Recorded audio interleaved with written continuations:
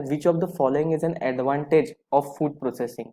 Availability of seasonal food throughout the year, removal of toxin and preserving food for longer, add extra nutrients to some food items. यहाँ पास मेरे ख्याल से camera की वजह से आपको नहीं दिख रहा होगा, लेकिन यहाँ पास इस some food items, ठीक है, ये है, और ऑल ऑफ द मेंशन। तो आप बता सकते हैं इसमें से अब फूड प्रोसेसिंग का सबसे ज्यादा एडवांटेजेस कौन से है? तो मेरे को लगता है आपका बेसिक, बहुत ही बेसिक प्रकार के क्वेश्चन है, मतलब यहाँ पास आपको सीधा सीधा पता चल गया है कि इसमें क्या है।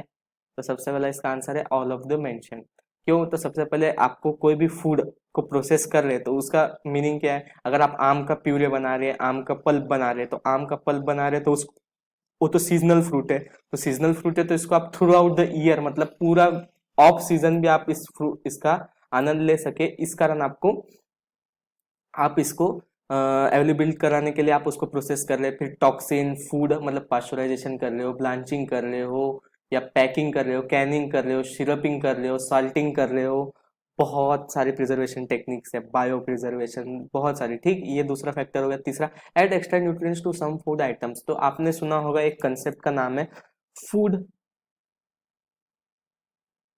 फोर्टिफिकेशन, ठीक है। तो फूड फोर्टिफिकेशन में हम लोग क्या करते हैं, तो हमारे फूड के अंदर जो भी डिफिशिएंट न्यूट्रिएंट है, न्यूट्रिएंट कोई लॉस हो रहा है, जैसे कि आप हमारा देख सकते हैं ब्लांचिंग का मैंने एक वीडियो बनाया, मराठी में है, उसको भी हिंदी में हम लोग बनाएंगे।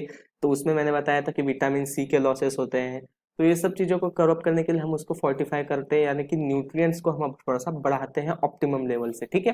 अब हम आते हैं next question, which of the following is a disadvantage of food processing? Canning of food leads to loss of vitamin C, ठीक है, लॉस ऑफ विटामिन सी है loss of vitamin C. Processed food adds empty calories to food constituting junk, ठीक है, सही है। Some chemicals make the human and animal soul grow, which are some chemicals make the human and animal cells grow rapidly, which are unhealthy. Canning of food leads to loss of vitamin C.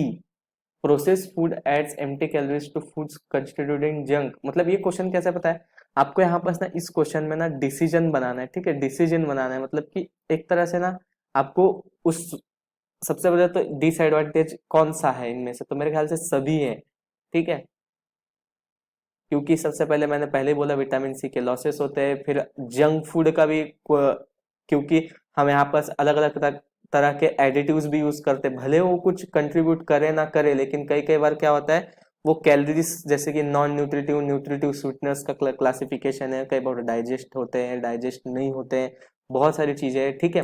तो हम लोग आगे बढ़ते हैं।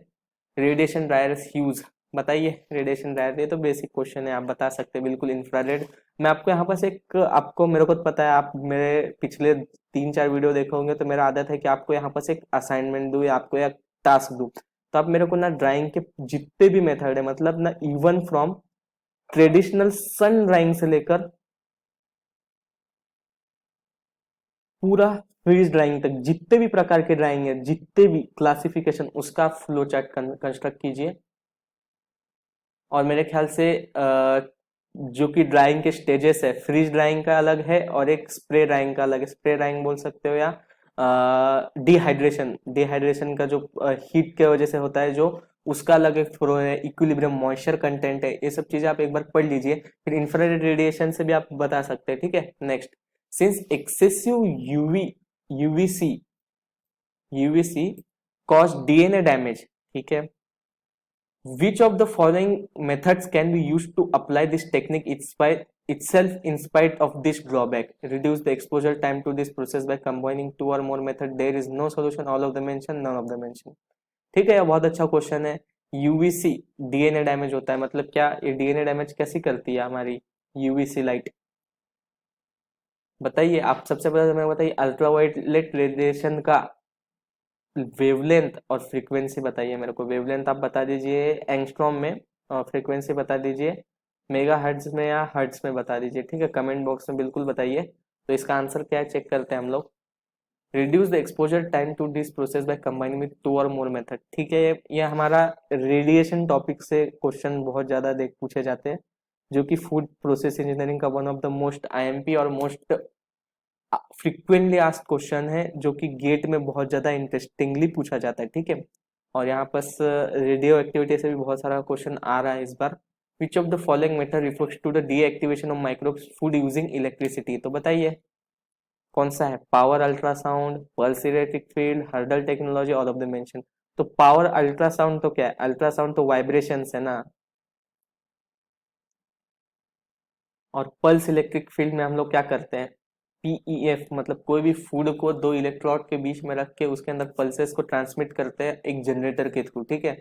तो उस generator की हम लोग जो वोल्टेज या उसके अंदर जितनी भी पावर स्टोर्ड है या जितना भी वो डिसिपेट कर रहा है उस फूड के ऊपर पल्सेस जनरेट करने के लिए, उसको एक यूनिट से रिप्रेजेंट करते हैं। उस यूनिट को क्या बोलते हैं? किलोवाट एम्पियर बोलते हैं।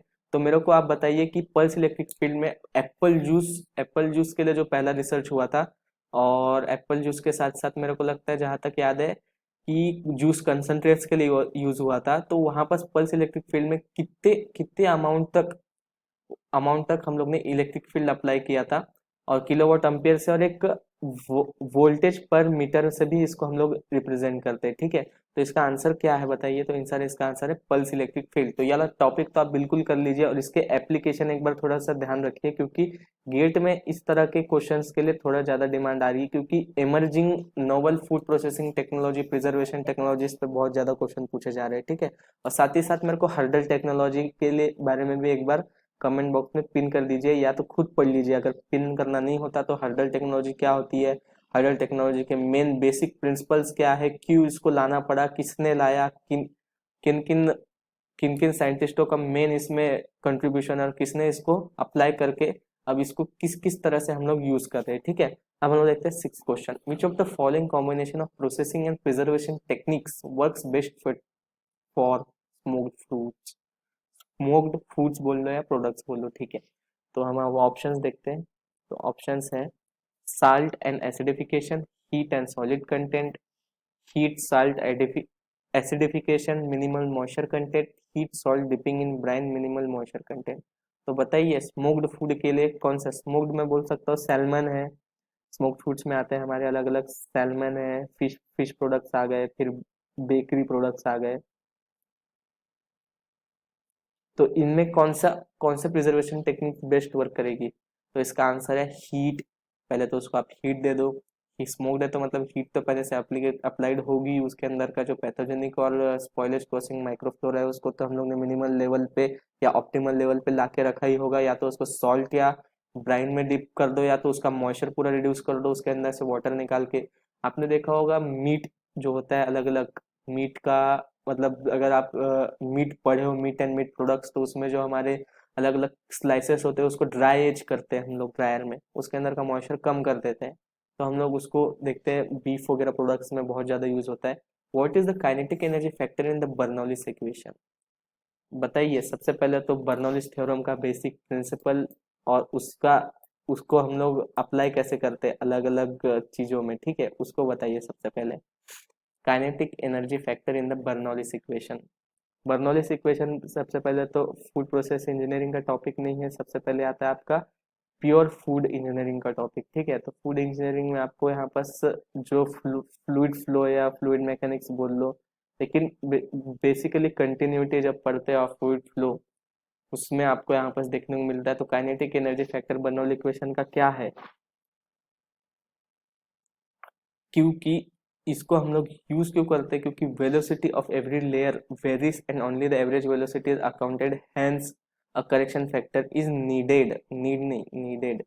करेक्शन फैक्टर का need, what is the need of, यहाँ पर क्वेश्चन अधूरा है, what is the need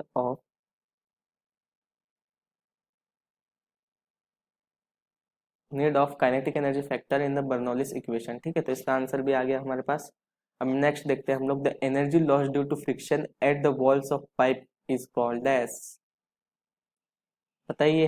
fluid का क्वेश्चन है, बेसिक ही है, ज्यादा टफ तो नहीं लग रहा है मेरे को।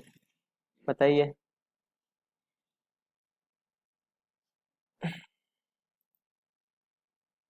तो इसका आंसर है स्किन फ्रिक्शन।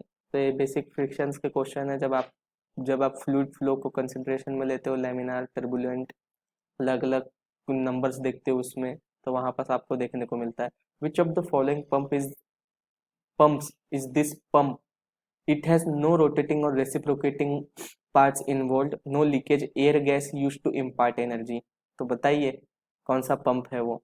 अब मेरे को सबसे पहले बताइए कि पंप की क्लासिफिकेशन क्या है, मतलब किन किन बेसिस ऑफ क्लासिफिकेशन पे हम लोग क्लासिफाई करते हैं पंप्स को, और किस किस प्रोडक्ट के लिए, विस्कस के लिए कौन सा यूज होगा, नॉन विस्कस के लिए कितना होगा, मतलब लाइट लिक्विड्स मिल्क वगैरह के लिए कौन सा यूज होगा, फिर एकदम ज्यादा विस्कस है हनी वगैरह के लिए कौन से पंप्स यूज करेंगे, अगर हमको फ्लो के हिसाब से ज्यादा फ्लो चाहिए, एकदम ज्यादा हाई फ्लो चाहिए तो कौन से पंप्स यूज करेंगे। तो बेसिस ऑफ क्लासिफिकेशन मेरे को आप बताइए, और उस हिसाब से आप पंप को क्लासिफिकेशन कैसे करेंगे ये बताइए, ठीक है। तो मेरे ख्याल से इसका आंसर क्या है, एयर लिफ्ट पंप, क्योंकि यहाँ पर सीधा सीधा लिखा है air gas is use to impart the energy, ठीक है। फिर 10th क्वेश्चन में हम लोग आते हैं, pipes are described in the form of, बताइए फॉर्मेशन नंबर या शेड्यूल नंबर। हमेशा हम लोग शेड्यूल नंबर के हिसाब से पाइप्स को डिस्क्राइब करते हैं, ठीक है। विच of the following is true about centrifugal pump. Centrifugal pumps का सबसे पहले बेसिक प्रिंसिपल, उसके अंदर के पार्ट्स क्या होते हैं, केज क्या होता है, उसके अंदर की एनर्जी कैसे कैलकुलेट करते हैं, और उसके अंदर हमारा प्रोडक्ट का flow rate, feed flow rate, product flow rate में क्या रिलेशन है, और फिर उसके साथ उसका एनर्जी कंजम्पशन कैसे निकालते हैं, ये आपको पता होना चाहिए। तो सबसे पहले 3 चीजें दी हुई है यहाँ पर। It is suitable for corrosive and toxic fluids, it has a high pressure head, priming is not needed. तो सबसे पहले तो मैंने आपको पहले ही बता दिया कि प्राइमिंग का मतलब बताइए, फिर इसका प्रेशर हेड कितना होता है, ठीक है। प्रेशर हेड एनर्जी कैलकुलेशन में भी आ जाएगा आपको, जब आप वेलोसिटी, मीन वेलोसिटी निकालोगे कोई भी सेंट्रीफ्यूगल पंप का, तो वो मिल जाएगा आपको, ठीक है। तो इसका कोई भी नहीं, क्योंकि यहाँ पर हम लोग ने सीधा सीधा इसके एडवांटेजेस को ही हम लोग ने यहाँ पर डिस्क्राइब किया तीनों में, आपको जो कि पता होने चाहिए बेसिक पंप्स के, ठीक है। इन food industry chlorine line is painted dash and hydrogen line is painted dash. तो सबसे पहले कलर कोड्स आपको पते होने चाहिए हर इंडस्ट्री के, ठीक है। अगर मैं बोलूँ कन्फेक्शनरी तो कन्फेक्शनरी के पता होने चाहिए, जितने भी इंडस्ट्री से आपकी fruit and vegetable, post harvest technology, fish processing, milk and milk product processing, या फिर मैं बोलूँ बेकरी इंडस्ट्री, उसके पता होने चाहिए। तो बताइए उसका आंसर है येलो और रेड। क्लोरीन लाइन को हमेशा हम लोग येलो से रिप्रेजेंट करते हैं और हाइड्रोजन लाइन को रेड से, ठीक है।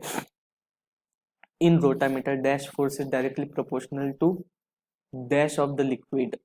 रोटामीटर कौन सा डिवाइस है और उसका बेसिक प्रिंसिपल क्या है, मेरे को ये बताइए। हम लोग ने शायद तक इसी साल गेट 2023 में क्वेश्चन आया था कि रोटामीटर, ओरिफिस, इन इन लोग को हम लोग ने मैच करना था उसके अलग अलग प्रिंसिपल के साथ, ठीक है। तो किसके साथ प्रिंसिपल है, तो उसका प्रिंसिपल है बोयेंसी। बोयेंसी के बेस पे वर्क करता है और लीनियर वेलोसिटी के प्रोपोर्शनल होता है वो हमेशा, ठीक है। Which correction of the orifice meter is concern with the venturimeter, ठीक है। ये भी फ्लो से रिलेटेड है और इसका आंसर भी आप देख सकते हो सीधा सीधा। The eddies are not formed as entrance to the downstream is not very big as compare to the vena contact, sorry, या वेंचुरीमीटर कॉन्टेक्ट, कॉन्टेक्ट बोल सकते हैं, कॉन्ट्रैक्ट हो गया, ठीक है। फिर next question, rheology of food in the food processing industry is now the food is affected when force या प्रेशर दोनों ही हो सकता है ना, लेकिन अब हम लोग देखते हैं प्रेशर को, क्योंकि व्हेन प्रेशर, क्योंकि फोर्स को हम लोग स्पेसिफाई नहीं कर रहे, क्योंकि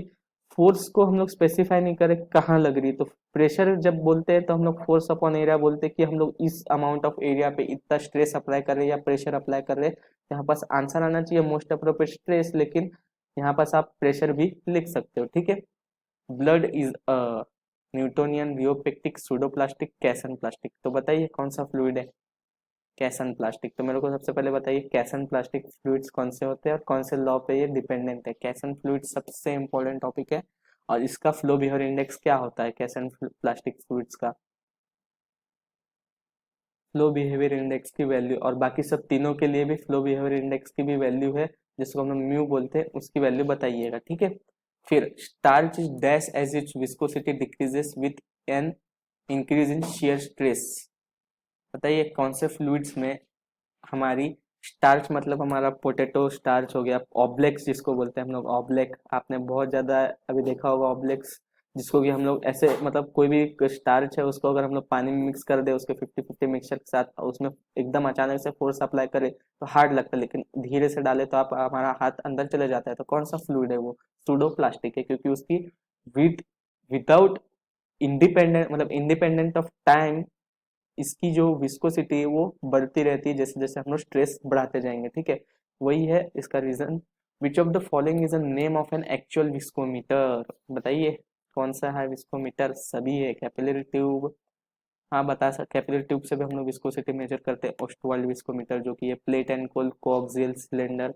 विच of the following is true about natural convection?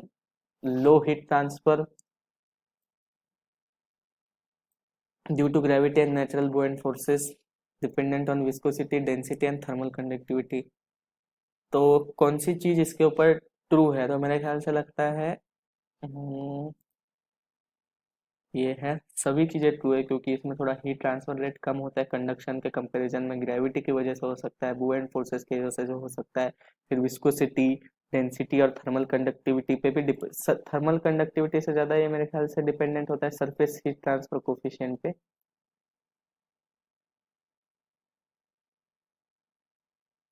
Surface heat transfer coefficient, ठीक है। फिर जाते हैं हम लोग next question. Dash is when nuclear boiling transform to film blowing. मेरे ख्याल से ये हमारा जब डीप फ्रीजरिंग का प्रोसेस पढ़ते हैं तब हमको ये समझ आता है, क्योंकि यहाँ पर हम लोग पढ़ते हैं बहुत, मतलब ये एज सच मेरे को जहाँ तक याद आ रहा है डीप फ्रीजिंग का जो कर्व बनता है हमारा थ्री स्टेट्स का, उसका क्वेश्चन ये है। तो यहाँ से कब हमारा फिल्म बॉइलिंग स्टार्ट होती है ये पूछ रहा है, तो ये हमेशा स्टार्ट होती है लेडेन फ्रोस्ट पॉइंट से, ठीक है। तो इसके बारे में मेरे को भी उतना ज़्यादा कुछ नहीं है, लेकिन मैं आपको रिफर कर सकता हूँ, या तो मैं आपको पढ़ के इसके ऊपर एक नया वीडियो भी बना सकते हैं, ठीक है। Next question, why is better to use jacketed vessel in dairy industry rather than a stainless container directly? Jacketed vessel क्यों, क्या है इसका reason? To prevent from milk carrying, फिर to have a better temperature control, the temperature of food in the film is equal to wall is very and jacket vessels are needed. मेरे ख्याल से सब चीज़ें हैं, क्योंकि जैकेटेड वेसल में क्या होता है कि हमारा जो मिल्क के जितने भी कंस्टिट्यूएंट्स है वो बर्न नहीं होते, उसके कारण आपको अच्छे रिजल्ट्स मिल सकते हैं, ठीक है। The reciprocal of heat transfer coefficient क्या है? हीट ट्रांसफर कोफिशिएंट का हमेशा क्या आता है हमारा? रेजिस्टेंस दिखाता है, ठीक है। ये तो इजी क्वेश्चन है। विच of the following is true about natural convection? तो कौन सा लॉ है बताइए? मैंने तो पहले ही पिछले ही वीडियो में बताया था, तीनों लॉ बताइए। तो सबसे पहला क्या है? नेचुरल कन्वेक्शन में मेरे ख्याल से इनमें से कोई सा भी लॉ नहीं है। स्टीफन बोल्ट्जमैन लॉ भी नहीं है, गलत हो गया है मेरे ख्याल से। आपस न्यूटन्स लॉ ऑफ कूलिंग के बेसिस पे ये काम करता है, ठीक है, नेचुरल कन्वेक्शन। ठीक, फिर आते हैं हम next. Which of the following reason does not affect radiation between two parallel bodies? बताइए जल्दी। एंगल ऑफ विजन सही है, बाकी तो तीनों तो फैक्टर है ही हमारे। इसका answer, in D freezer the walls absorb heat from food by dash and keep them cool. तो बताइए किससे किससे इन लोग किस प्रोसेस से लोग, मतलब किस टाइप ऑफ हीट ट्रांसफर से लोग उसको वो करते हैं, ठीक है। तो इसका आंसर आप कमेंट कीजिए। फिर बाकी तो हमारा आज का लेक्चर खत्म हो गया। बाकी इसमें आप हमको सजेशन हमारे अलग अलग सोशल मीडिया लिंक दी